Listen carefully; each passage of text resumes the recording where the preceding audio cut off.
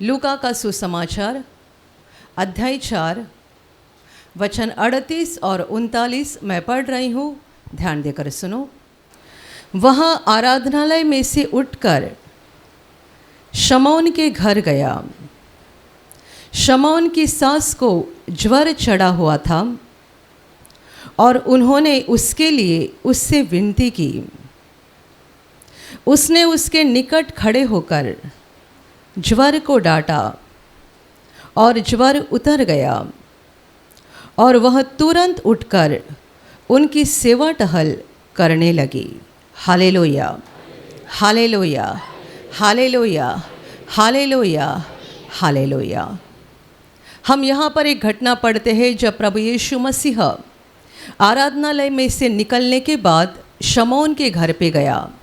शमौन ये प्रभु यीशु का 12 चेलों में से प्रमुख चेला था और इस चेले के घर पे जब प्रभु गया तब उसने देखा कि उसकी सास ज्वर से यानी बुखार से पीड़ित थी।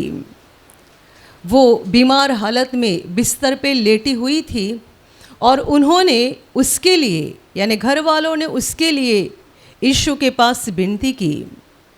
तब यीशु उसके पास गया, उसके निकट यानी नज़दीक खड़े होकर प्रभु यीशु ने ज्वर को डांटा, अर्थात बुखार की आत्मा को डांटा और उसका बुखार तुरंत निकल गया।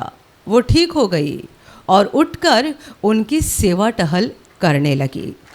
Hallelujah, hallelujah, hallelujah, hallelujah, hallelujah. मेरे प्यारे भाई और बहनों, प्रभु यीशु मसीह ऐसे ही बड़े बड़े अद्भुत काम किया करता था। इस औरत को ज्वर ने पकड़ा हुआ था, पता नहीं कितने समय से, लेकिन वो बिस्तर पर लेटी हुई थी, बहुत पीड़ित हालत में थी।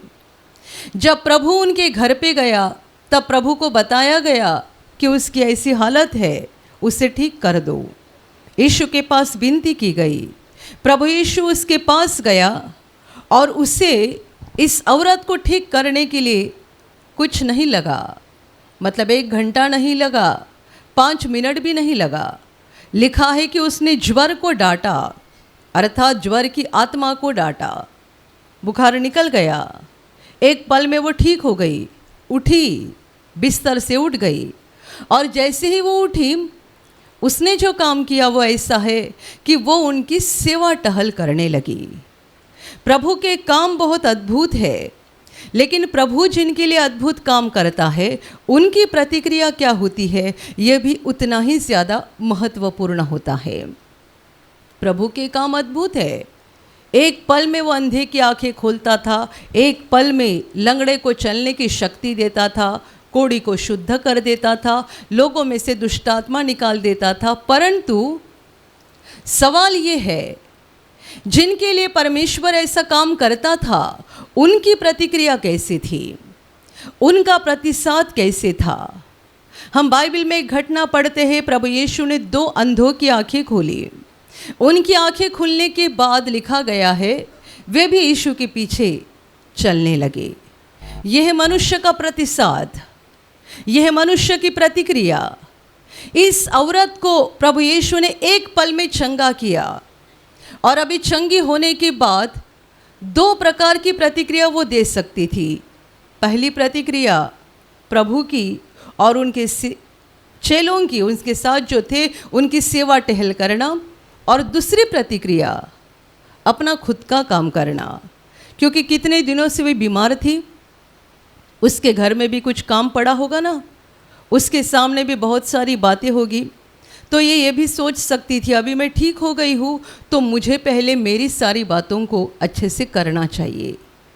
आप जानते हैं बहुत सारे लोग इसी रीति से बर्ताव करते हैं, इसलिए 2 वचन में लिखी गई ये घटना बहुत ही महत्वपूर्ण है।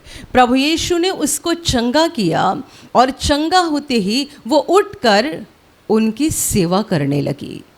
Hallelujah, hallelujah. ये परमेश्वर के प्रति धन्यवादी बनने का तरीका है जिसे हर मनुष्य ने समझना चाहिए और वैसा ही चलना चाहिए। परमेश्वर के प्रति एहसानमंद होना, परमेश्वर के प्रति धन्यवादी बनना कितना ज़्यादा ज़रूरी है और कितना ज़्यादा महत्वपूर्ण है।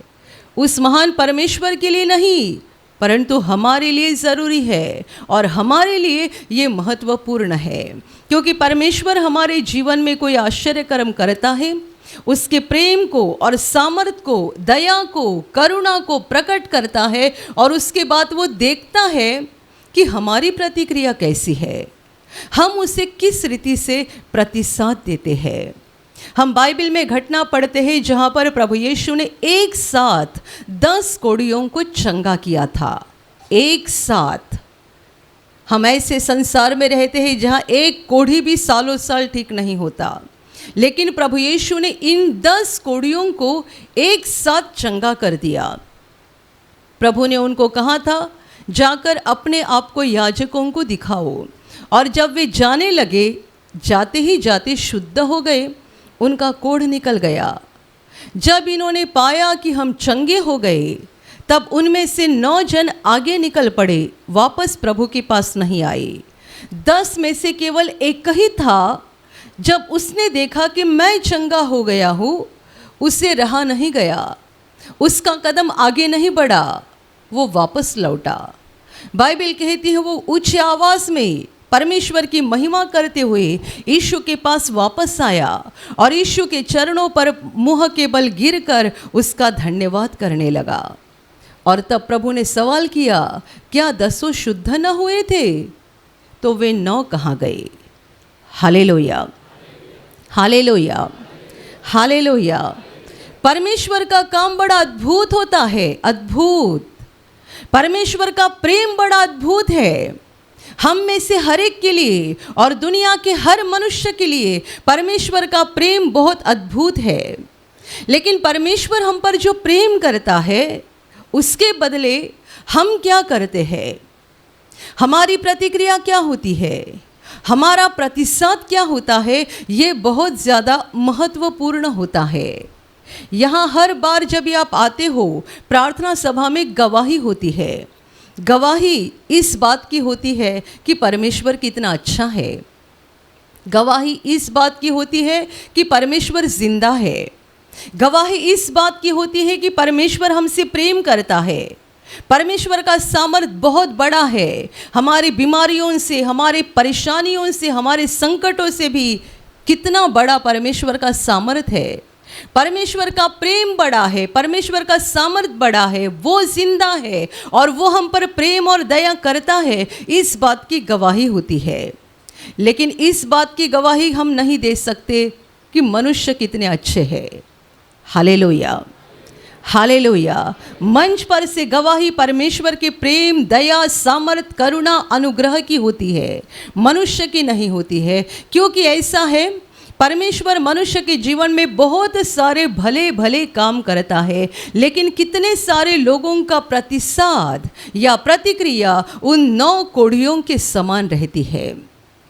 मेरे प्यारे भाई और बहनों, परमेश्वर जिसने हमें बनाया है, जीवन दिया है, जो हमें जिंदा रखता है, हमारी ज़रूरतों को पूरा करता है, प्रभु यीशु के क्रूस के बलिदान के द्वारा जिसने हमें पापों से छुड़ाया है और अनंत जीवन का वादा किया है, ऐसे महान परमेश्वर से हमें कितना धन्यवादी बनना चाहिए, कितना एहसानमंद रहना चाहिए।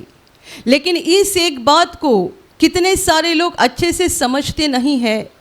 उन्हें ऐसा लगता है कि हमें भी अपना जीवन है, हमें अपनी मर्जी के अनुसार चलना चाहिए। जो लोग ऐसा समझते हैं और ऐसा सोचते हैं और परमेश्वर के प्रति धन्यवादी नहीं बनते हैं, उनका सारा जीवन व्यर्थ जीवन है। यदि परमेश्वर के प्रति हम एहसानमंद नहीं है, धन्यवादी नहीं है, तो बताओ हमारे जीवन का मतलब क्या है? किसी ने आपको 1 गिलास पानी दिया तो आप तुरंत थैंक यू बोलते हैं। 1 गिलास पानी मिलने से आपको लगता है इसने मेरे ऊपर कितना एहसान किया।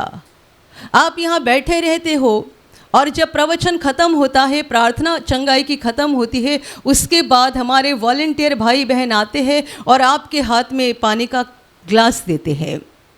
कई सारे लोगों को लगता है कितना प्रेम, कितना प्रेम, ऐसा प्रेम हमने कहीं नहीं देखा। लोग निवासी शिविर में आते हैं, यहाँ निवासी शिविर में हम कोई फ़ी नहीं लेते हैं, मुफ्त में लोग यहाँ रहते हैं, खाते हैं, पीते हैं, सोते हैं, सारे प्रवचन को सुनते हैं, प्रार्थना में भाग लेते हैं, उनको सारी आध्यात्मिक अगुवाई की जाती है और सब होने के बाद उन्हें लगता है यहाँ कितना प्रेम है। ऐसा प्रेम हमने दुनिया में कहीं नहीं देखा। सच है, इसमें गलत बात कुछ नहीं है, पर मुझे आपको ये बताना है, यदि कोई आपको एक गिलास पानी देता है तो आपको लगता है कितना बड़ा एहसान किया, तो जो हमें ज़िंदगी भर पानी देता है उसका एहसान कितना बड़ा है बताओ।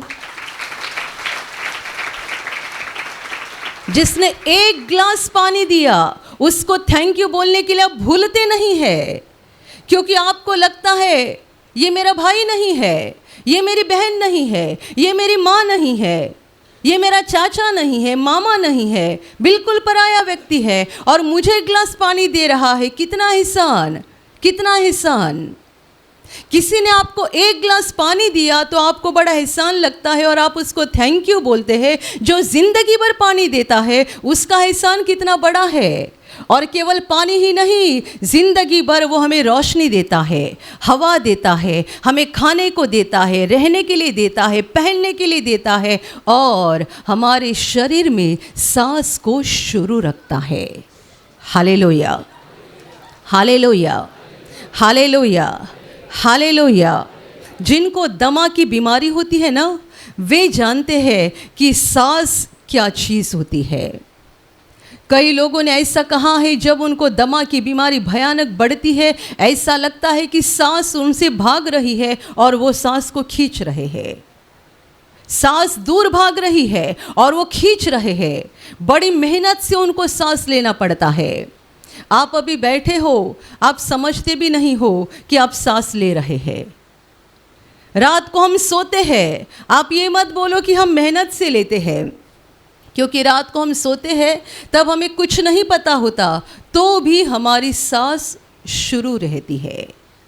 हमारे हाथ काम करना बंद कर देते हैं, पैर काम करना बंद कर देते हैं, आंखें देखना बंद कर देते हैं, कान सुनना बंद कर देते हैं। ऐसा रात का समय या सोने का समय होता है, लेकिन हमारी सांस काम करना बंद नहीं करती, वो तो शुरू रहती है।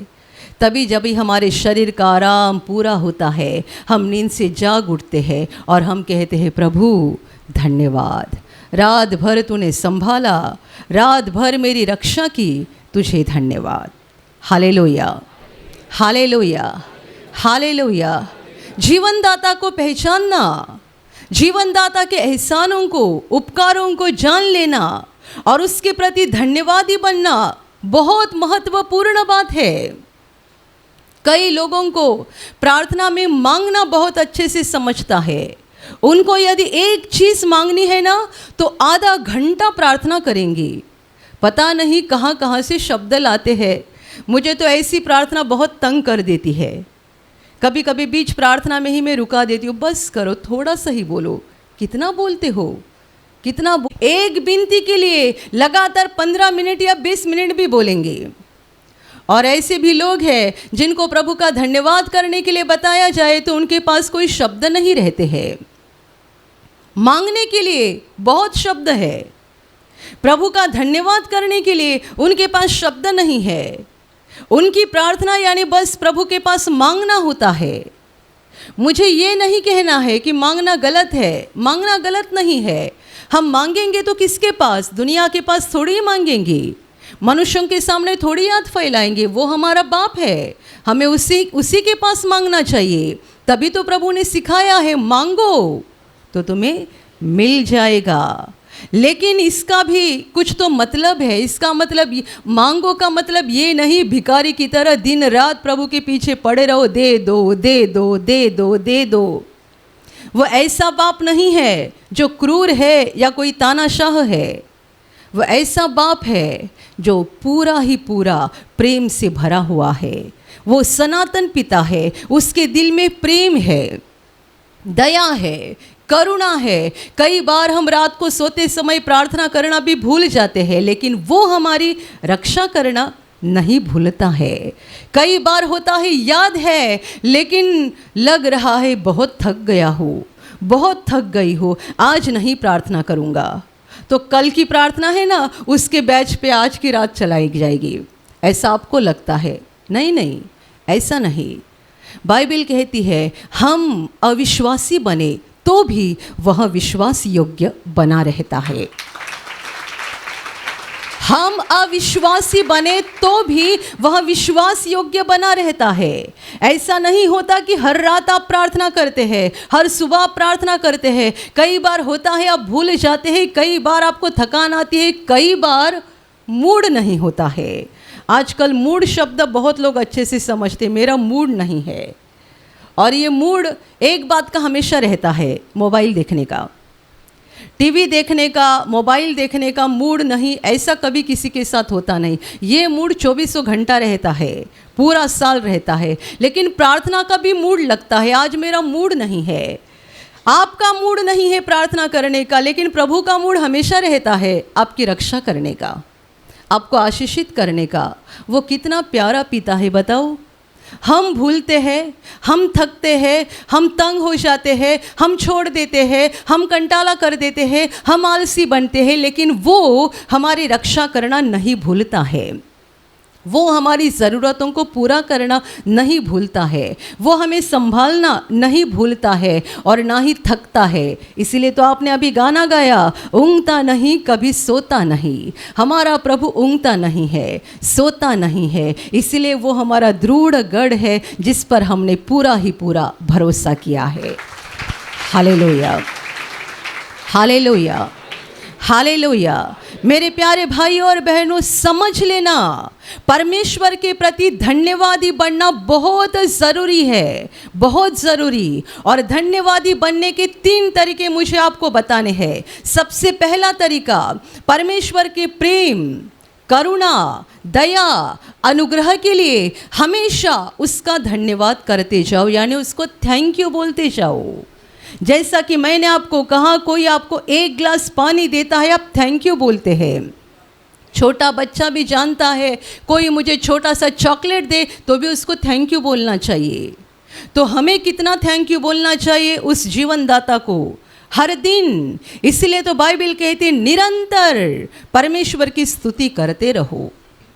दिन हो या रात हो, दोपहर हो या शाम हो, प्रभु का धन्यवाद करते जाओ, धन्यवाद करते जाओ। आप काम कर रहे हैं, दिल में प्रभु का धन्यवाद करते जाओ। आप ऑफिस में है, कंपनी में है, प्रभु का धन्यवाद करते जाओ। आप सफ़र में है, अपने मन में प्रभु का धन्यवाद करते जाओ। आप आपके घर में लेटे हुए हैं, विश्राम ले रहे हैं, तो भी दिल में प्रभु का धन्यवाद करते जाओ। निरंतर प्रभु का धन्यवाद करते जाओ। जब निरंतर ऐसा शब्द वचन में कहा है, तब इसका मतलब ये है कि आपकी हालत कुछ भी क्यों ना हो, कुछ भी क्यों ना हो, ऐसा समय आएगा कि आपके दिल में कोई खुशी नहीं है।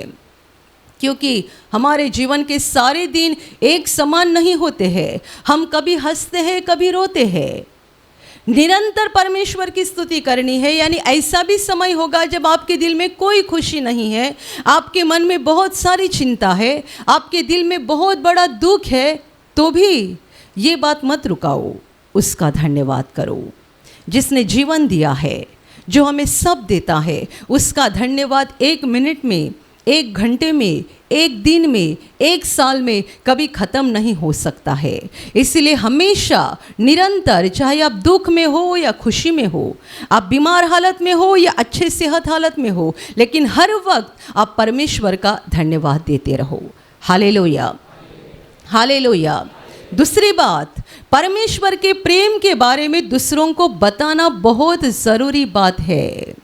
परमेश्वर के प्रेम के बारे में, परमेश्वर की दया और करुणा के बारे में दूसरों को बताना ज़रूरी है। आपके लिए प्रभु ने क्या किया है, आपके ऊपर क्या एहसान हो गए हैं, आपको दूसरों को बताना चाहिए।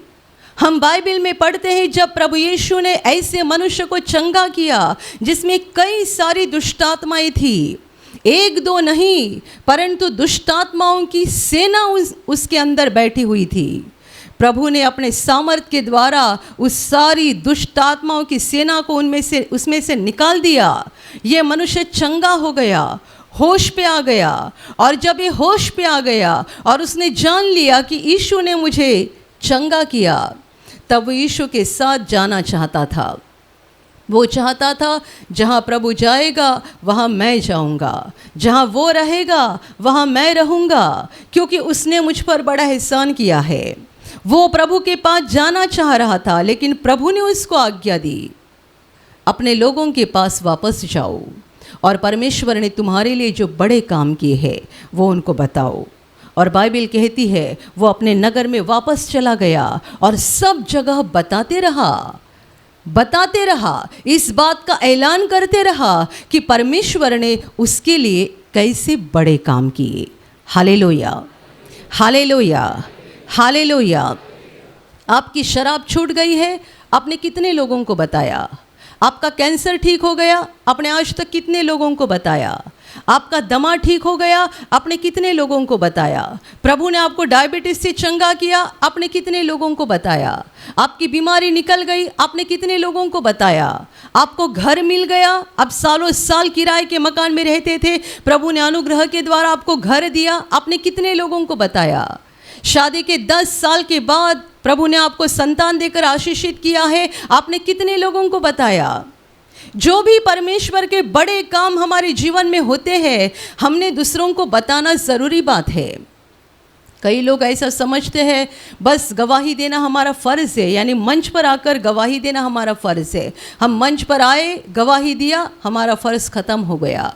नहीं, इतना फ़र्ज़ नहीं है। आपने मंच पर आकर गवाही दी, ये बड़ा अच्छा काम किया, लेकिन आपकी गवाही रुकनी नहीं चाहिए, आपको बताते रहना चाहिए। चंगाई के 10 साल के बाद भी आपको दूसरों को बताना चाहिए कि मैं ऐसी हालत में था, मैं ऐसी हालत में थी और प्रभु यीशु ने मुझे चंगा किया। 25 साल के बाद भी, 50 साल के बाद भी, जब तक आप जिंदा हो और आपके शरीर में सांस चल रही है, तब तक परमेश्वर ने आपके लिए किए हुए बड़े काम हमें दूसरों को बताते रहना ज़रूरी है।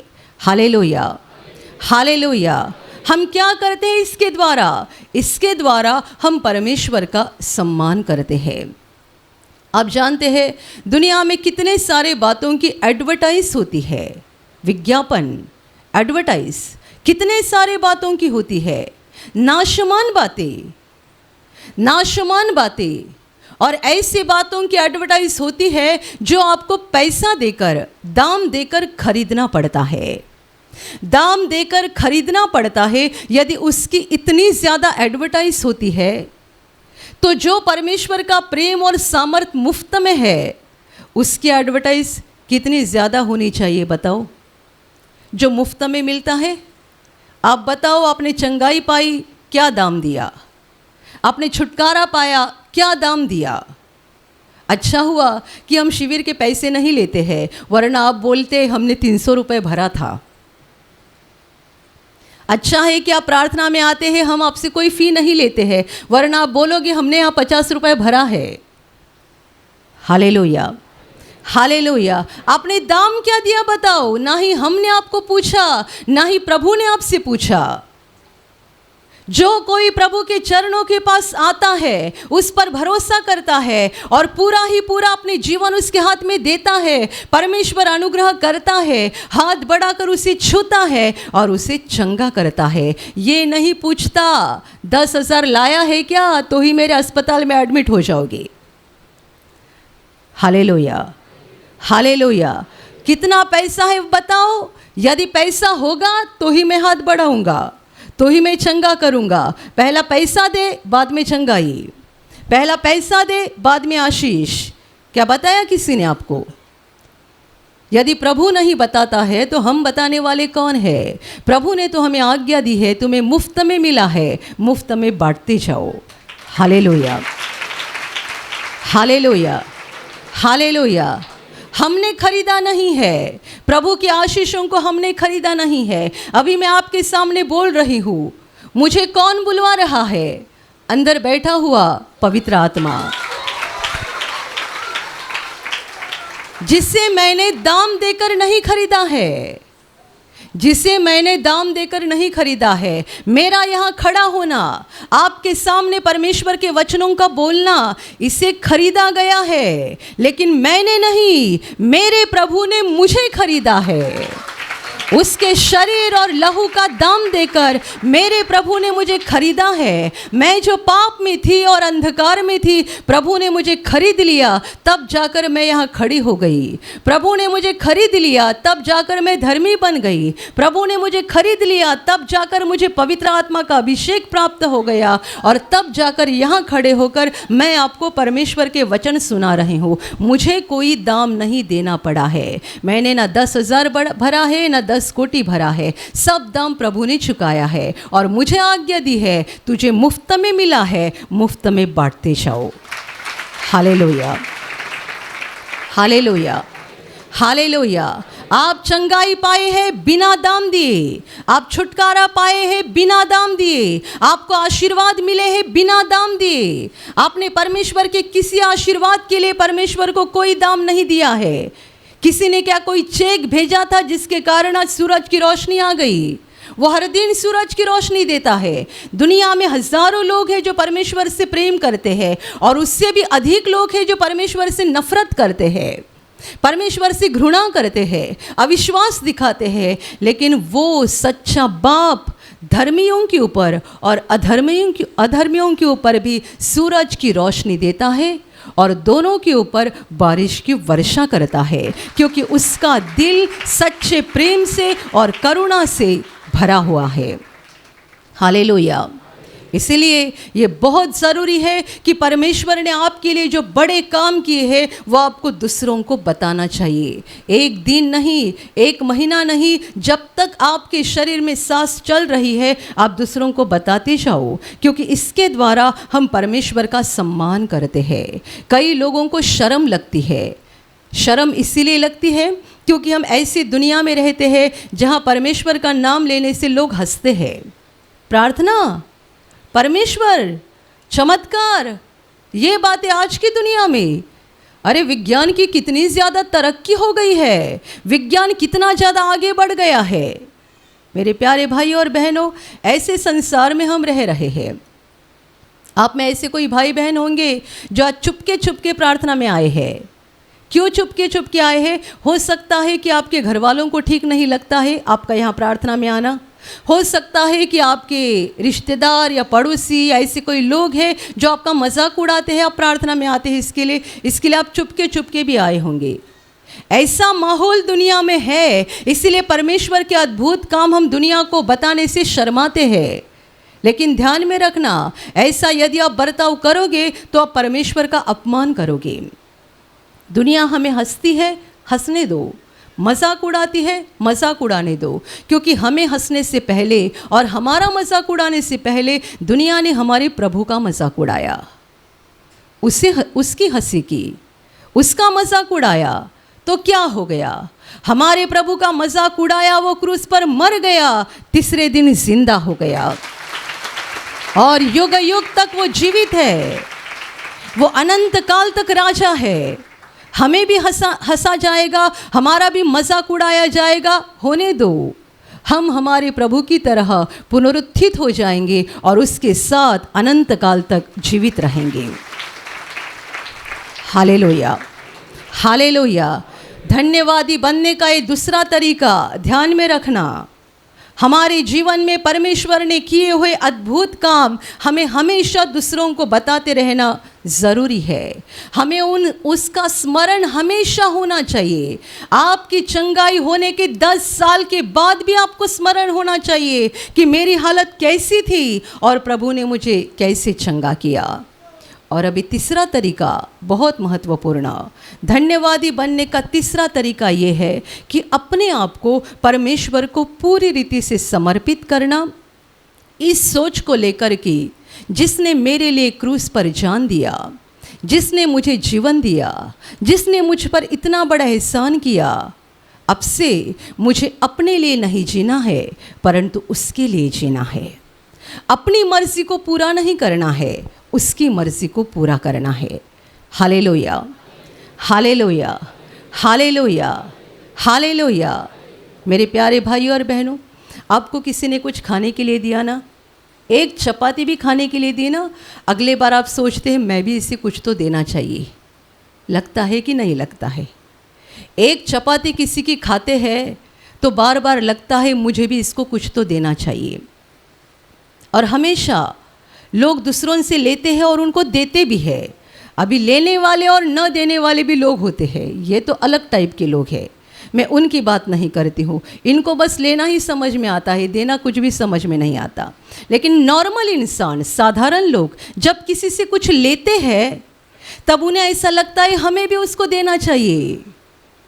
किसी ने आपके बर्थडे के लिए आपको छोटा सा भी गिफ्ट दिया, आप उसको पूछते तुम्हारा बर्थडे कब है? क्यों? रिटर्न देना है, वापस करना है। अरे इंसान के साथ इतना ऐसा बर्ताव करते हो तो उसके साथ कैसा करना चाहिए? जिसने जीवन दिया हमारे लिए, जो क्रूस पर मरा, हमारे लिए बलिदान किया, यदि उसने परमेश्वर पिता की इच्छा को पूरा करके हमें बचाने के लिए क्रूस पर बलिदान किया, तो अब जाकर हमें अपनी मर्जी से नहीं, परंतु जो हमारे लिए मरा और फिर से जी उठा, उसके मर्जी के अनुसार जीवन जीना चाहिए।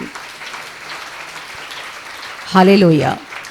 ये जिसको समझ गया है वो धन्य है, जिसे ये सच्चाई समझ गई वो धन्य है।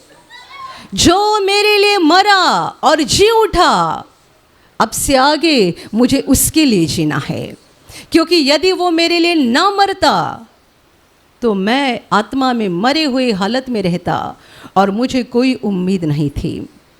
हम क्या करते बताओ? यदि प्रभु का बलिदान ना होता और हमारा उद्धार ना होता तो हम क्या करते? दुनिया में आकर खाते पीते, पाप करते, बुरे काम करते और जानवर की तरह मर जाते, अंत में नरक में जाते। यही तो जिंदगी थी ना। हम अंधकार में ऐसी जिंदगी जी रहे थे, जब सच्चाई पता नहीं थी, जीवनदाता की पहचान नहीं थी, तब ऐसा ही चल रहा था। खाओ पियो, किसी को फंसाओ, किसी को लूटो, कुछ भी पाप करो, कुछ भी बुरा काम करो, सारे अंधकार के बुरे काम करते थे। केवल मेरा मेरा मेरा स्वार्थ देखते थे और इसी के चलते अपनी पूरी जिंदगी यदि बीत जाती, नरक में जाते हम। हमें कोई आशा या उम्मीद नहीं थी। लेकिन आज हमें आशा है। हम पापों में जन्मे, पापों में पले, पापों में बढ़े, लेकिन पापों में मरेंगे नहीं, क्योंकि हमारा प्रभु हमारे पापों को लेकर मर गया है। उसने हमें धर्मी बनाया है। इसीलिए जब हम शरीर में मर जाएंगे, हम प्रभु के साथ आत्मा में अनंत काल जीवित रहेंगे। हम नरक में नहीं जाएंगे। नरक हमारा घर नहीं है। नरक के साथ हमारा कोई लेना देना नहीं है, क्योंकि उसी आग से बचाने के लिए हमारे प्रभु ने लहू बहाया है। उसी भयानक दंड से हमें छुड़ाने के लिए हमारे प्रभु ने बलिदान किया है। तो अभी उस जगह के साथ हमारा कोई रिश्ता नहीं है।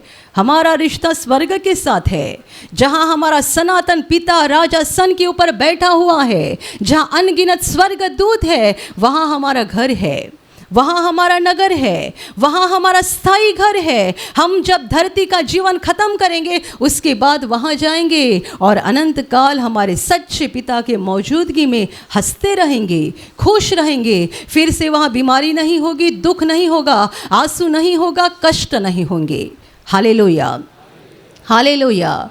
मेरे प्यारे भाई और बहनों, जिस प्रभु ने हमें सब दिया है, क्या हमें उसके लिए जीना नहीं चाहिए?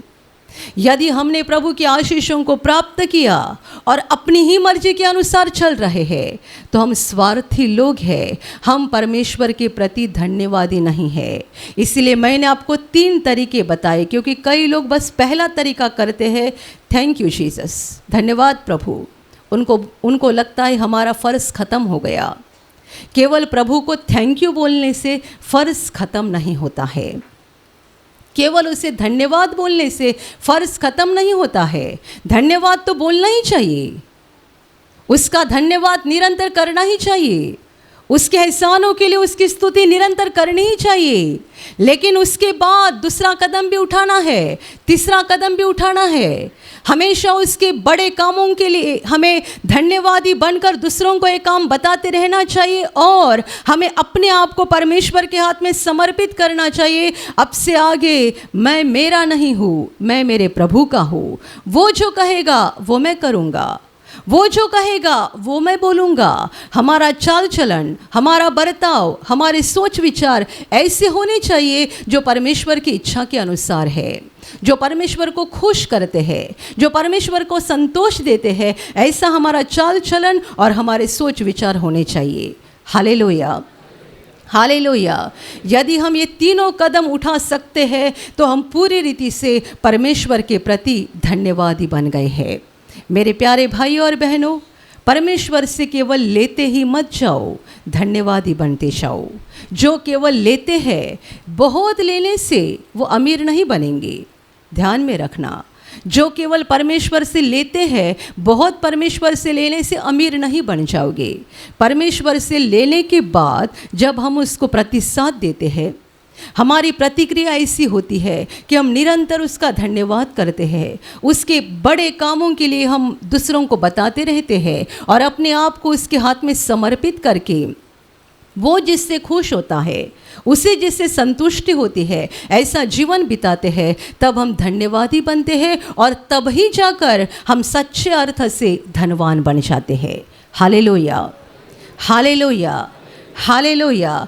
ये अमीरी पैसे की नहीं है, ये आत्मा की अमीरी है और हम सब के लिए ज़रूरी है। मेरे प्यारे भाइयों और बहनों, स्वार्थ छोड़ दो, केवल मांगते मत रहो, धन्यवादी बनते जाओ। परमेश्वर ने आपके ऊपर जो एहसान किए उनको याद करते जाओ। हर दिन हर पल परमेश्वर का धन्यवाद करते जाओ और धन्यवादी बनते जाओ, ताकि परमेश्वर आपके ऊपर संतुष्ट हो जाएगा, खुश हो जाएगा। एक दो आशीष नहीं, परंतु वो आपके जीवन के ऊपर आशीषों की बारिश करेगा।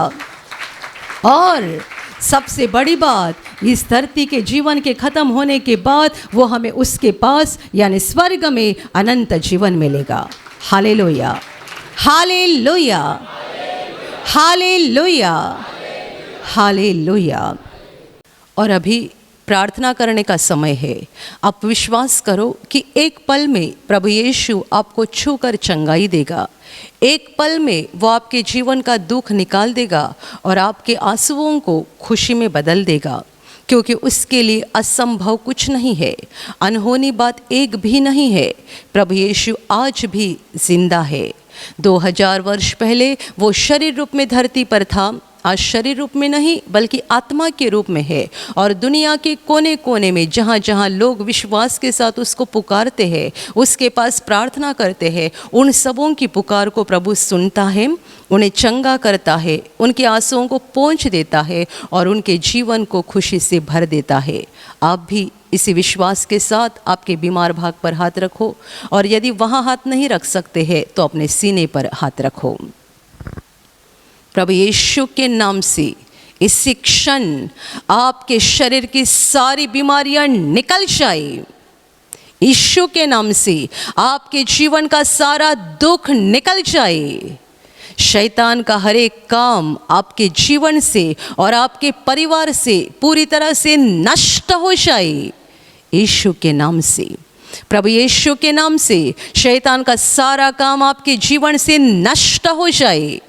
सारी दुष्ट आत्माओं को प्रभु यीशु के नाम से मैं आज्ञा दे रही हूँ, इसी क्षण इन्हें छोड़कर निकल जाओ और वापस उनमें नहीं आना।